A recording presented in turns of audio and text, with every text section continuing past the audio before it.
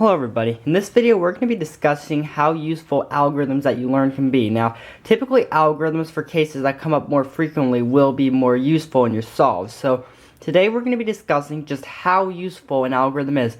So this means how useful is an algorithm that comes up every once in a while will be. So how much time is it going to knock off your overall average? Well, that's what we're going to be discussing in this video. So this is going to be sort of a math problem that you're going to have to calculate, okay? I will show you how to calculate it, and then I'll give you an example of it, and then you can calculate that for your own algorithms to see if it's really worth learning or if you should learn something else to get your times better. To calculate your overall time for the cube, you have to use this equation right here to calculate it. Now this equation only works for Friedrich method, so you're going to have to figure out another equation for another method because I don't know any other methods. But anyway, for the Friedrich method, here's how it goes. So it's the time for your cross, which is C, plus first two layers, which is F, plus your OLL time, which is L, and plus your PLL time, which is the P. That will equal your overall time, which is T, okay? So adding all those up together will give you your overall time, okay? And if you get a PLL skip or an OLL skip, that number is just going to be 0. So it's just going to not add anything to it. So that's what will make your time essentially faster, okay? But if you have like bad F2L, but you do have a PLL skip, your time will probably be relatively the same. So that's why if you screw up, there is a chance you could get a PLL skip, which has happened to me before on some other cubes. And that can essentially save the solve, but of course you can't count on that every time that happens. So this is the standard equation for how to calculate what your time will be, okay? And you have to take your average, keep that in mind, okay? So what I'm going to be showing you is how to calculate what an algorithm will do to your time. This equation here will show how to properly calculate what your new average will be if you learn an algorithm, okay? So the A is your new average, so what your average should be after that, okay? So, and it says TX right there. So basically what you do is, the T stands for your average currently, so what you average on the cube, okay? And then X means, this is how many times it will come up, you know, so it'll come up once in this many times, so it's your chance of getting it. You multiply it by that, and the F minus N, you need to subtract it by that. That's basically showing the difference in time between it. So the F is how long it would normally take you without it, and the N is how long it now takes you to do that particular case. And then you divide it all by X, which is the probability of you getting it, and that will show you your new average, okay? And if it's an algorithm that will come up quite frequently and it'll be very useful, your average will drop quite a bit because of how often it will come up.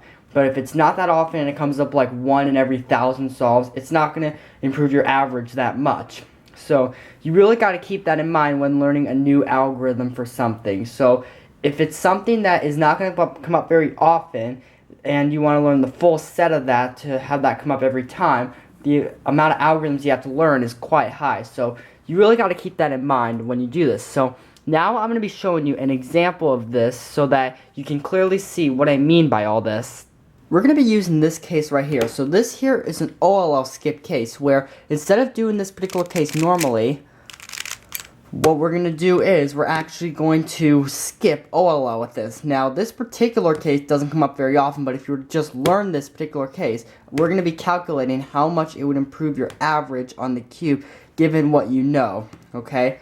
So, just to let you guys know, I actually don't use this algorithm. This is just an example, okay? But if you want to learn this particular algorithm, I will put a link in the description to where I got this particular case from.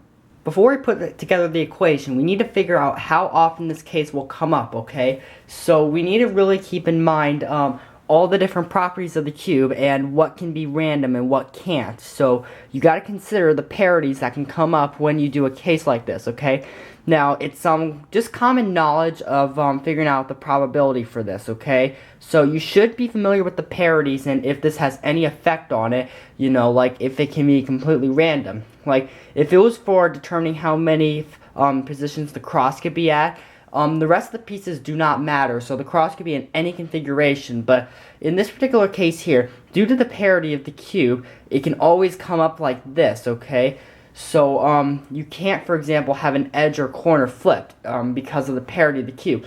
Now there are bigger cubes that do allow properties like that to happen, so it'll have those type of properties. So you really got to keep that in mind when calculating the probability of one coming up. Okay, so right now I'm going to show you guys the probability of this happening. This equation is used so that we can calculate the probability that that particular case is going to show up when you're doing your F2L, okay?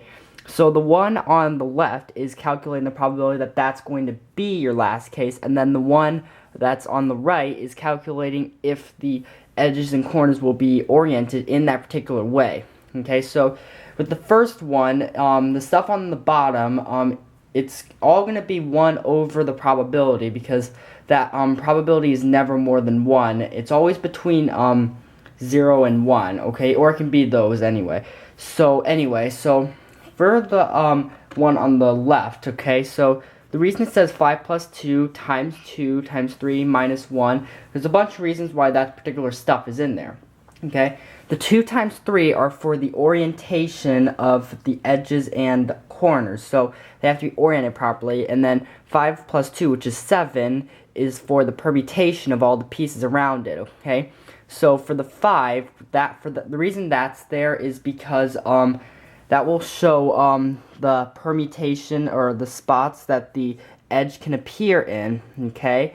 And the reason that it's like that is because when we have just one piece in the slot, the other piece could be anywhere in the top layer, and considering all 4 locations in it as one probability, it's not really giving you the correct probability, because those 4 cases are theoretically that case, okay? So when we see plus 2 right there, that's if the corner is in the bottom slot, okay? So the reason it's 2 is because the edge could either be in the slot with it or in the top layer, okay? And then of course we have the 2 times 3 for permutation. And then minus 1, it's because one of those cases is the solved case, and you wouldn't even be coming up with this if that were the case. So it's not a possibility here, so we're throwing that one out, okay? Now on to the other one, okay? So to calculate the orientation of the corners, we have 3 choices for each one. So you have to multiply 3 by 3 by 3 by 3. Okay, so 3 to the power of 4. And the same thing goes for the edges. We have 4 edges, and we have 2 ways we can orient them. So it's 2 to the power of 4. But then we have the 2 times 3 at the bottom, which is because some of those cases are not possible. For example, one edge being oriented a certain way is not possible on it. And the same thing goes for a corner being oriented one way. Okay, so we have to divide out 2 of those and then divide 3 out again, which is 6. So 6 of the cases that you can theoretically get if you put it back together in that configuration, 6 of them are 1 over 6, sorry, is going to be solvable, but the rest are not. So you really got to keep that in mind with this, okay? So when we multiply all this together, it'll be 1 over the answer, and I'll show you that in a minute. Given all the properties of that particular case, there is a 1 in 8,856 chance that particular case is going to come up. Pretty slim. So another reason that learning cases that aren't very that don't come up very often are not good, or because there won't be a lot of opportunities to practice them. And then if you happen to get that case in competition, you might have to do it the regular way, or you might screw up doing it that way because you haven't gotten enough practice on it. So you really gotta learn cases that you're gonna get quite often, okay? Now that we have the x, or the probability it'll come up, figured out, we now have to figure out this. This is basically the difference in time over what it would be if you did get that case or if you didn't get that case. So we need to figure out the difference in time for this case, which is what we're going to go over right now. When you're calculating the difference, there's a lot of things you need to keep in mind when doing this, okay? So I have the difference right here, okay? And just to let you know, those particular numbers, those are for the times that it would take for the case, okay? Now, just to let you know, those are probably not 100% accurate. It's just a guess of mine because I really don't know how long it would take me to do the case. So the one on the left is how long it would take if I didn't get that case or if I did get that case. So for this, what we have to keep in mind is that if I didn't get the case, I'd have to solve the F2L, and then I would have to do OLL, okay? So say it takes me 1 second to do a normal F2L, any F2L, and then it takes me 2 seconds to recognize the OLL and then do it, okay? So you got to keep that in mind and add those together, okay? And if I just did the case normally, I'm guessing it would take 1.5 seconds for me, but again, I might be wrong, okay? This is just to show you what this will do, okay? So if we subtract that from it, okay, it would end up with 1.5 seconds knocked off, okay? So, that's what we're looking for here when we do this. So I have the equation set up here, and as you can see, I plugged an 11 in for the time. So I don't know what exactly my current average is, but I'm just going to guess it's 11 seconds, okay? So now when we calculate this, we're going to see how much of a difference this will make over learning this algorithm.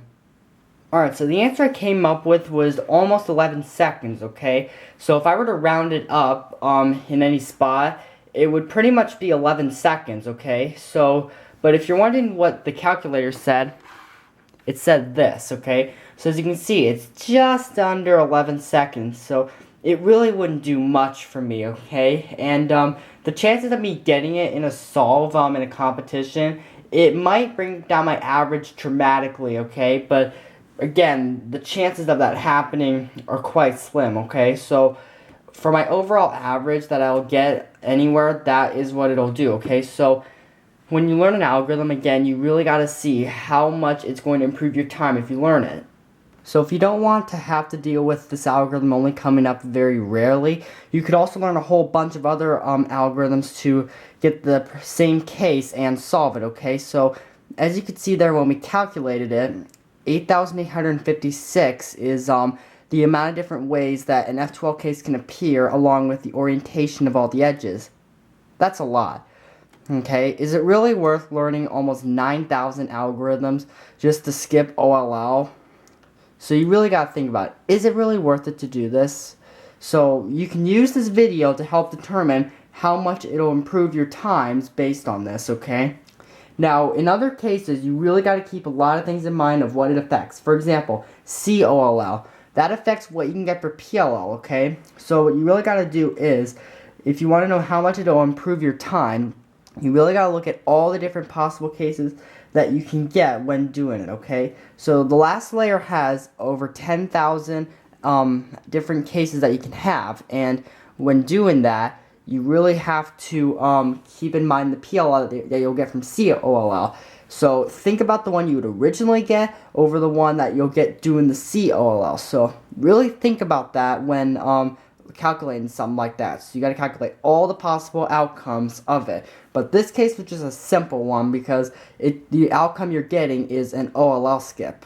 Now I could have taken this further to calculate what your overall time would be, because this could also affect the PLL. If I decided to solve this case normally, I could probably get, say, a J-perm, but if I did it this way, I might get something bad like an N-perm. So you could calculate it even farther than that by doing that. So I hope this video was helpful for you guys. So seriously, use this method to determine if learning a new algorithm is really worth it, okay? So thank you guys for watching, and I'll see you guys on my next video.